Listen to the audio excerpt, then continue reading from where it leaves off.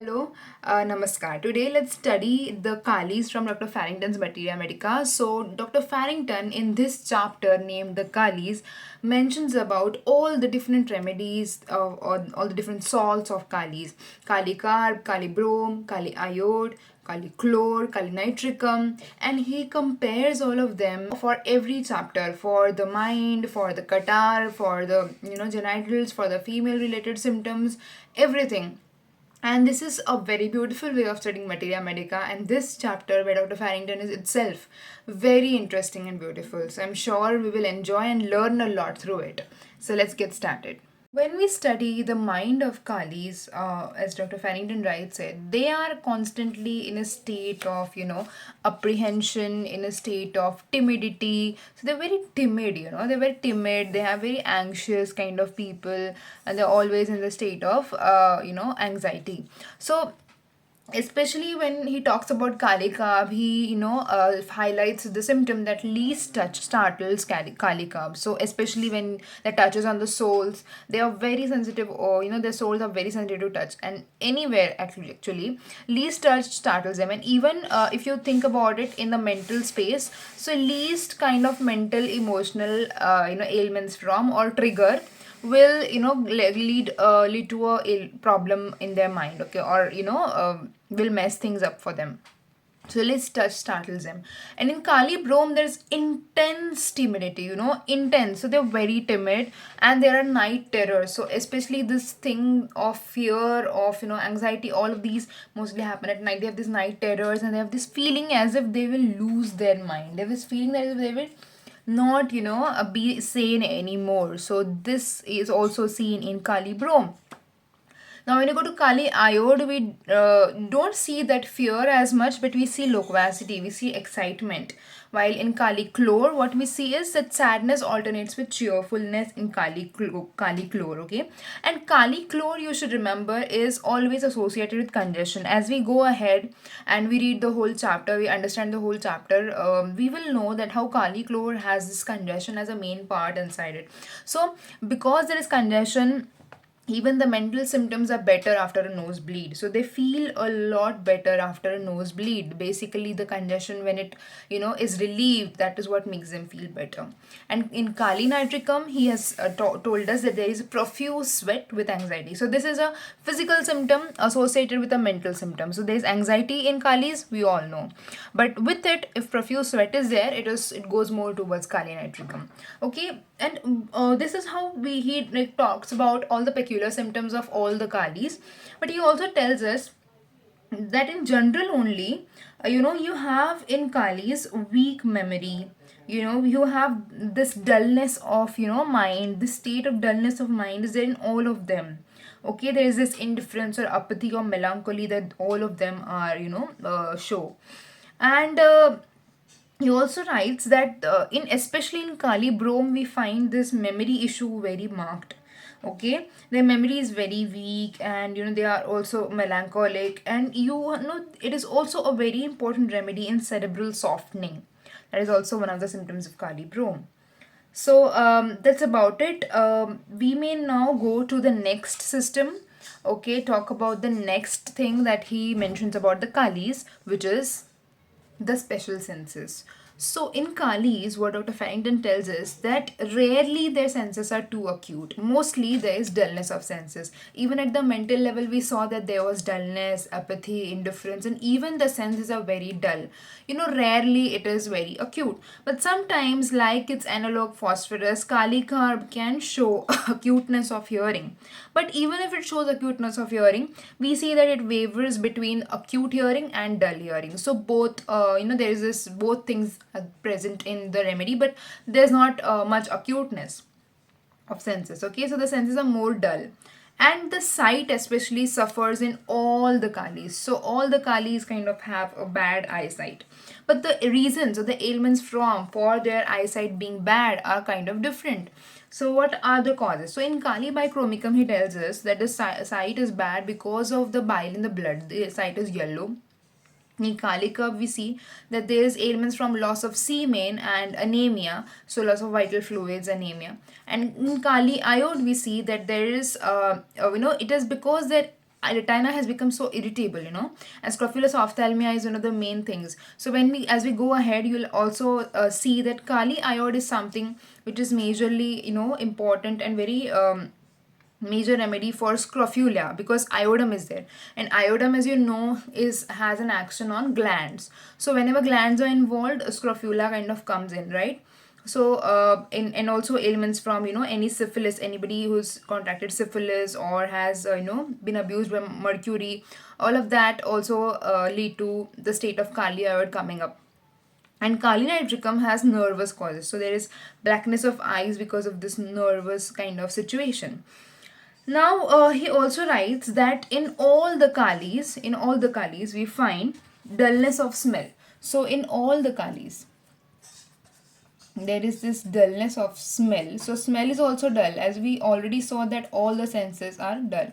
But why is the smell dull in all the Kalis? And the major reason behind this is that they are all having catars. Okay, catar is mainly seen in all of them, and with catar you find that they also have this tendency to ulcerations, thickening, and complete loss of smell, that is anosmia as well. Okay, and inflammation, be it of eye, be it of nose, all of them are, mainly very frequently find a cure in the kali salts. And when we come to, the kali bitch and the kali iode, he tells us that most of the times, if there is syphilis, the history of syphilis or a syphilitic miasm is there, and if there is scrofula at the foundation, then these remedies will be indicated, kali bitch and kali iode. Whereas in kali chlor and kali iode, okay, kali chlor, we find that whenever a person has been abused by mercury, so the old school has given them a lot of mercury, and after that they come with symptoms, and these indicate remedies are mostly indicated, the kali chlor and the kali iode. And kali carb when sora is in the background, because it is a very important psoric remedy, and the sora is uncontaminated with syphilis, so there is basically sora only, so that is involved. Okay, even in earaches, kalis have a role to play, especially when we talk about kali bichromicum. Earaches are important when you have the purulent discharge, like in, the characteristic discharge of kali bi, which is very sticky yellow discharge coming out from the ear, and the pain are kind of stitching pains, and they're extending to even the mouth and the neck, and the parotid has also enlarged, etc. So in these situations we can also think of kali bichromicum. Okay, and fetal from mouth. So we see that all these remedies have a very, offensive smell coming from their mouth. This is also an important thing that belongs to this group of remedies. So fetor from mouth, okay, and this fetor may be because of stomatitis that they have, because of scurvy, decayed teeth, etc. The taste will also be diminished because that's all the senses are dull, like the smell is dull or anosmia is there, they will also have diminished taste. In bichromicum, we see a lot of ulcers, as we have already covered all these remedies from Dr. Nash's Materia Medica. You would already know Kali bichromicum is a very important remedy for ulceration, right? So in Kali bichromicum, the ulcers are deep in yellow.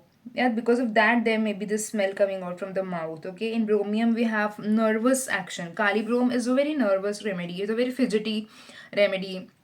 In them also we see infantile stomatitis, so the babies who have their, ulcers in the mouth, after in the mouth, hot dry mouth, all of that is there. In carbonicum also there's this burnt kind of sensation in the mouth.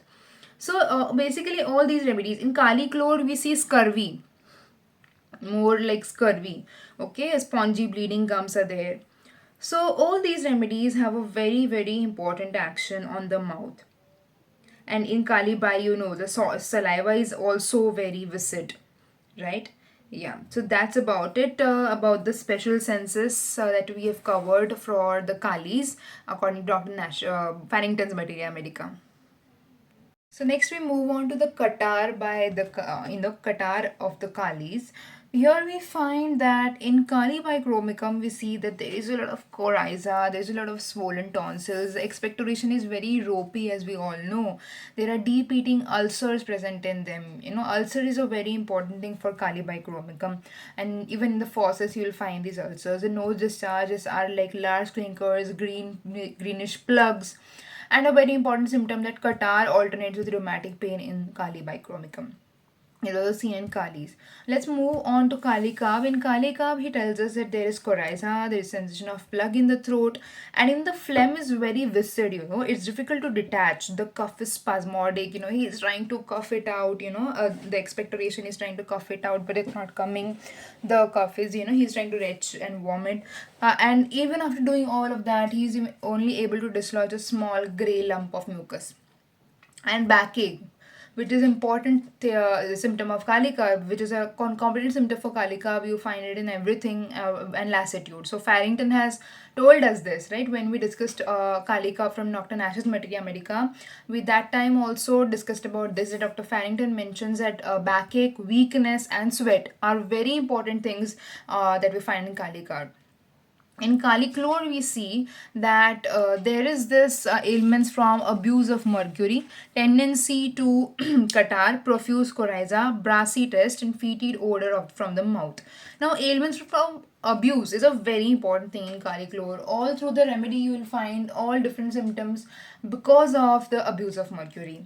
So having this as a cause, if all the Kali symptoms, the Kali kind of mind state is what you find in your patients, and there is a history of abuse of mercury, you should not think of Kali carb, but you should think of Kali chlor. Right. Moving ahead, we also have more symptoms from Kali chlor that Dr. Farrington talks about. So in Kali chlor, there is this constitution which tends towards diphtheric deposits. So cough is there, and with cough, they will have luminous vibrations before the eyes. So eye symptoms with cough. There's ailments from abuse of mercury, as we just read. There's hoarseness, cough, fetid breath, fetid mouth also, fetid odor from the mouth also, fetid breath also, diphtheric vibrators are seen.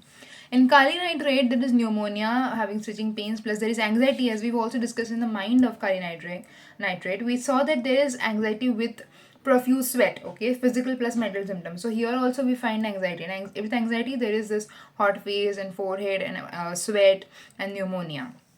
Okay, so in this way, Dr. Farrington mentions about the catarrh of different remedies from the same group of Kali, and we can see the differentiation, we can see the commonalities as well. Now, when he talks about the lungs of the Kalis, the respiration related symptoms, he talks about Kali bichromicum having bronchitis with ropey expectoration. So, that is nothing, that we don't know about it. We all know of this very peculiar symptom of Kali bichromicum, and very famous symptom of Kali bichromicum of having this ropey expectoration coming out of their cough, mouth while they have this bronchitis.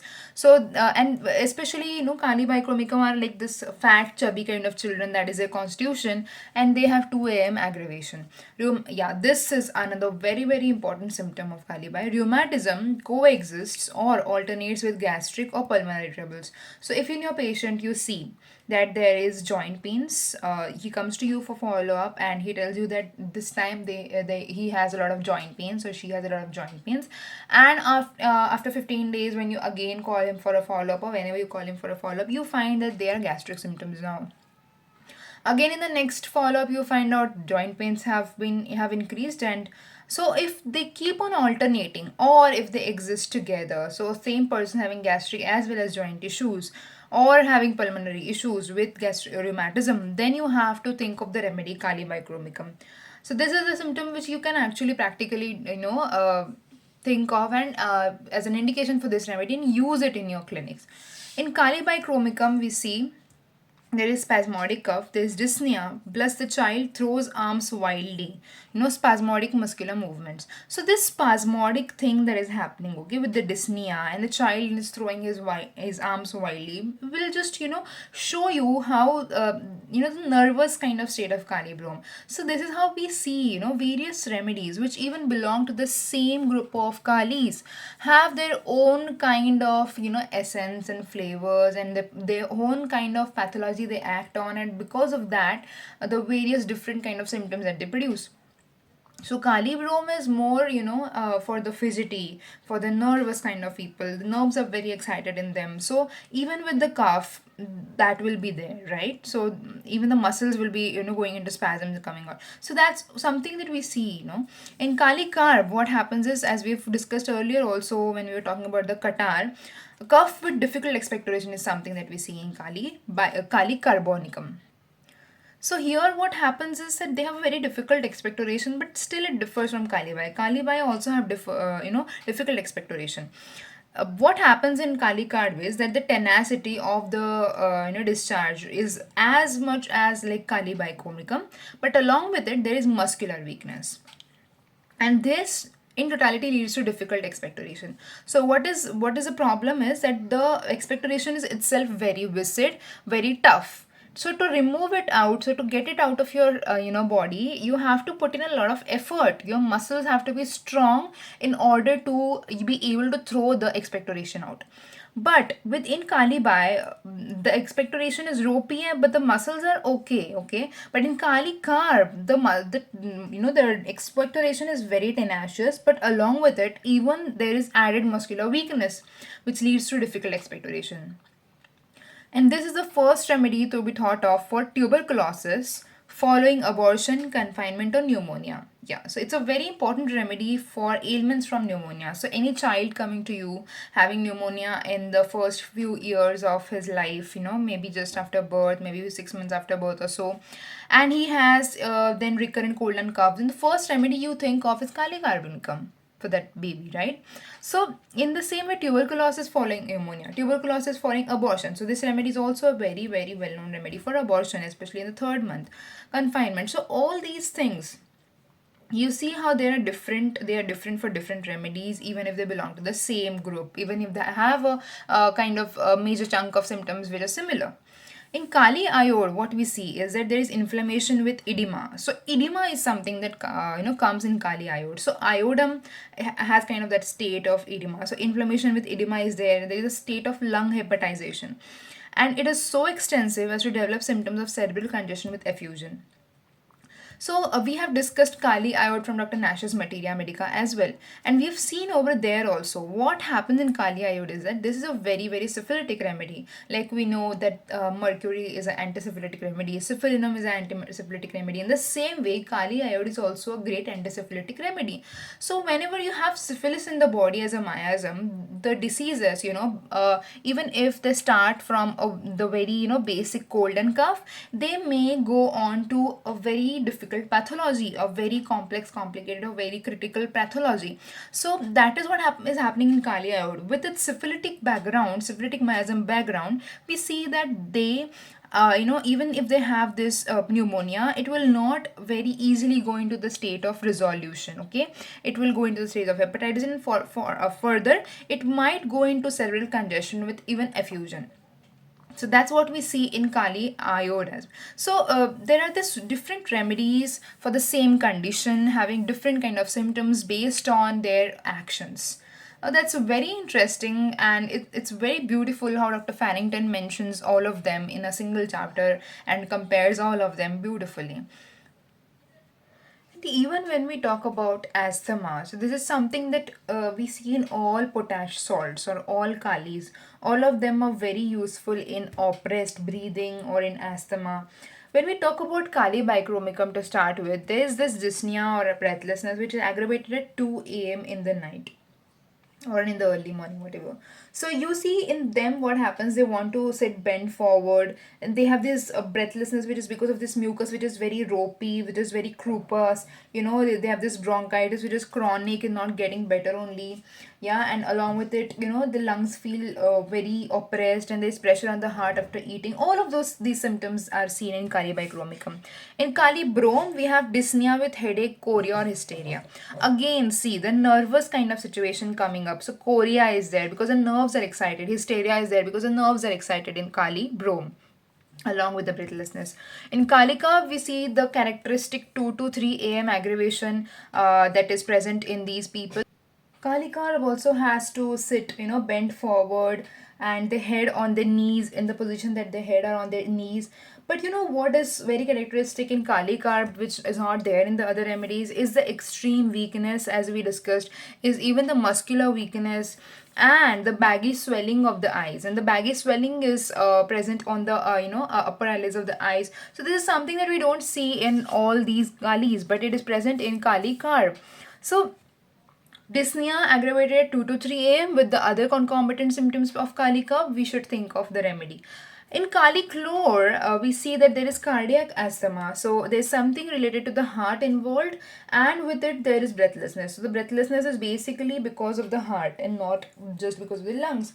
And there's a lot of congestion, as we just discussed it when we were discussing about the mind of Kali Chlor, which was also better by nosebleed, indicating that there is a lot of congestion in Kali Chlor, and whenever the congestion gets relieved in the form of hemorrhage or in the form of a nosebleed, they feel better.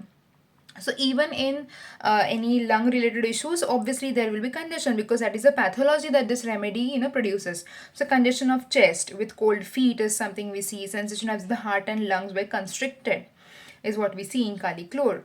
Then moving on to Kali Iode, what we see in Kali Iode is the dyspnea is aggravated at 5 p.m. or in the morning. So both of them can be there. So 5 p.m. aggravation or morning aggravation. And since Kali Iode, as we have already discussed, is a syphilitic remedy, we directly see that they have dyspnea with pneumonia or with even Bright's disease. So some big pathology is involved in any syphilitic disease, syphilitic miasmatic remedy, right? So that's there. In Kali nitricum, we see that there is nervous asthma that they have. As we have been studying Kali nitricum from this Dr. Farrington's Materia Medica, we have already seen that in this remedy, everything is in this kind of a state of nervousness. We have even the anxiety that is there. Along with anxiety, is profuse sweat. So that's what we see in this remedy, right? Nervous asthma, even in pneumonia, when the dyspnea is greater than the extent of the disease, would warrant. So in pneumonia, you will see that the patch is not so consolidated, larger in extent or anything in the lungs, but the extent of pneumonia is not as much as the patient has the presentation for it. So there is a lot of dyspnea, there's a lot of symptoms, but the actual pathology, if you see inside, it's not as much as proportionate to the kind of expression that he is giving or the body is giving. So this is what we see in Kali nitricum. In this way, the asthma, even if it is something that all the Kalis have, the asthma for all the different Kalis is kind of different. Okay. When we talk about the stomach related or the digestive system related symptoms that we see in this remedy, then we find out that they have dyspepsia. So especially Kali bichromicum is a very famous remedy for dyspepsia when they eat meat or when they have beer. So there is longing for beer which aggravates, and there is meat also which disagrees, and after having these things they get dyspepsia. In the stomach they feel this weight or heaviness immediately after eating, whereas in Kalika there is emptiness in the stomach before eating. In Kali Chlor, we see there's a lot of action on liver, as congestion is anyways the main pathology in Kali Chlor. Even the liver related things, we see there is portal congestion seen. In Kali Iode, the Kalis give it weak digestion, and the iodine part gives it frequent belching or irritations. So that is how the stomach symptoms differ in all these remedies. So while discussing about the action of Kalis on genitals, Dr. Farrington mentions first the male part and then the female part. So in the males, you know that Kali Brome is a very famous remedy for impotency, right? And impotency is along with the melancholy. They have loss of memory, as we've already discussed. They are not very good with the mind. Their intellect is dull. They have this loss of memory. They have nervous frustration and epilepsy, uncontrolled fidgetiness. So this is something also is very famous about this remedy. Since the nervous system is very agitated, they have this uncontrolled fidgetiness, especially of the lower limbs. Their legs are constantly moving, and they along with it there's backache as well. So along with the impotency, backache, and melancholy, loss of memory, nervous frustration, all of these things you can see in Kali Brome. When you come to Kalika, we find that there is weakness of body after an embrace. So weakness being a very important thing in Kalika, we also find it to be there after an embrace, especially of sight. Weakness of sight, especially after an embrace, okay, and atonia of ejaculatory muscles. So The muscles in general are weak in this remedy, as we've already seen. Even the respiratory muscles, all the muscles actually are just weak in Kalika. So if that also shows up in the genital area, so the ejaculatory muscles are also weak, and that is why they have atony of these muscles. So after an embrace, they get these pollutions. That is all seen in Kali Carb. In Kali Chlor, you have to think of it. That is what Dr. Farrington tells us. You have to think of it when natrum mur does not exactly fit. So Kali Chlor is, the chlorine element is there with the potash element. And in natrum mur, it is NaCl. Again, the chlorine element is there with the natrum element. So chlorine is something that is common in natrum mur and Kali Chlor. So we have to think of Kali Chlor when you are trying to, like you are giving natrum mur, or natrum mur is not exactly fitting the case. Okay, or you're giving it and it's not giving you results. So in that case, you have to think of Kali Chlor, especially if there is chilliness and apathy along with the sexual symptoms. In Kali iode, we find that because the iodum element is involved, since iodum has a great action on glands, there is atrophy of glands in Kali iode. So the testes will get shriveled and there will be loss of power because of it. In Kali nitricum, again, there is a lot of action of nerves, so erethism leads to violent testicular tension. That is what we see in Kali nitricum. So in this way, the male genitalia has different kind of symptoms for all these different remedies. Moving on to the female ones. In the females, the very famous Kali Carb for abortion. Yeah. So we have ailments from abortion and confinement in Kali Carb with backache, night sweats, dry cough, emaciation, menorrhagia. So backache, as I told you, is a very important symptom of Kali Carb, along with the eyelid, being, so swollen or edematous, along with the weakness that we see in this remedy. So these are some characteristic symptoms of Kali Carb, which will accompany all its complaints.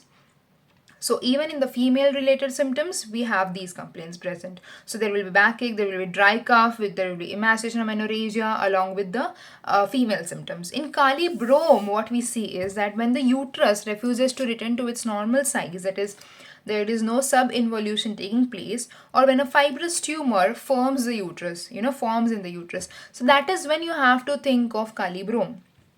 Okay, so sub-involution. So this is something very, very clinical that Dr. Farrington tells us about, right? So when the uterus is refusing to come back to its normal size, Kali Brome can be a remedy.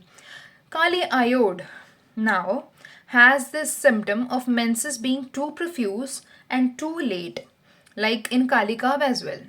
Kali Brome has itching, burning, excitement about the vulva, and epilepsy. So Kali Brome and Kali Brome, right? Both are same. So the uterus is not coming back to the normal size, or they have epilepsy, or they have itching, burning, excitement about the vulva. All these symptoms are seen in Kali Brome. Kali nitricum has this flow which is black as ink, which is not very, characteristic. So it is very black, as much black as ink. So Kali nitricum you have to remember for that. And Kali bichromicum again has the same kind of tenacious mucus, and now it is coming out of genitals. So the same tenacious mucus is there all through the remedy. So while studying the remedies in this way, while comparing the remedies, we also come to know that a single remedy, has its action on a very specific pathology, right? And that pathology is there in all its sphere of action. Like you saw, Kali Brome has action on nervous system. So all through the different aspects of the remedy, be it genitals, be it stomach, be it, the catarrh, whatever, be it the mind, we see that they are, very nervous, very fidgety. We see that action of nerves in all the areas. When it comes to Kali iode, we see its action on the glands in all areas. When it comes to Kali bichromicum, we see the special, the very important symptom of the tenacious mucus in all the areas of the remedy.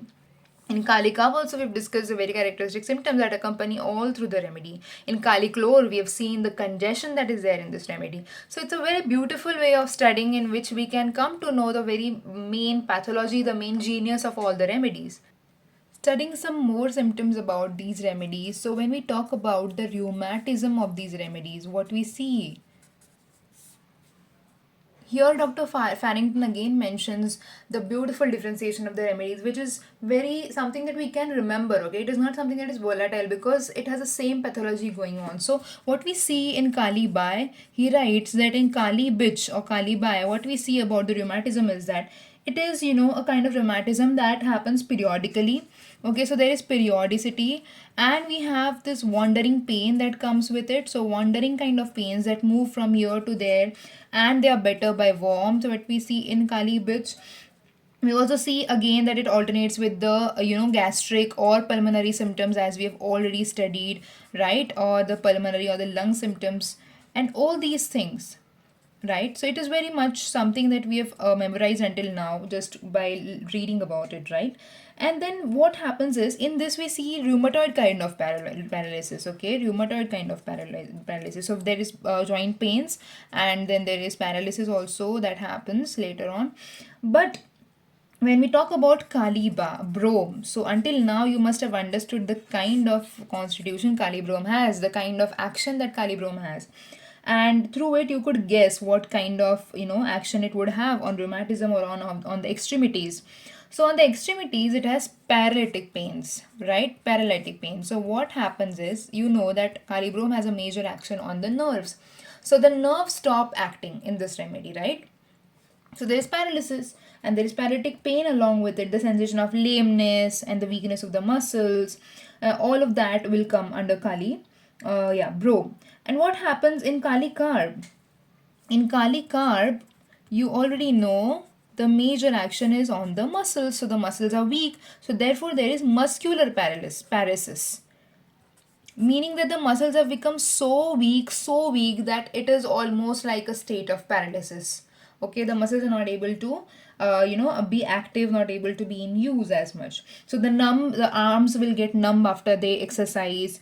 The arms will not have strength as much as it is needed. They will go to sleep. Okay, rheumatism in Kali Carb is worse at rest. So, okay, aggravation by rest is there in the rheumatism. So joint pains etc are aggravated by rest, as you see. And we see that very very very famous backache or the lumbago in this remedy, which is again aggravated at 3 a.m. As we know that the major aggravation that Kali Carb faces is at 3 a.m. only, and that's seen in the backache as well.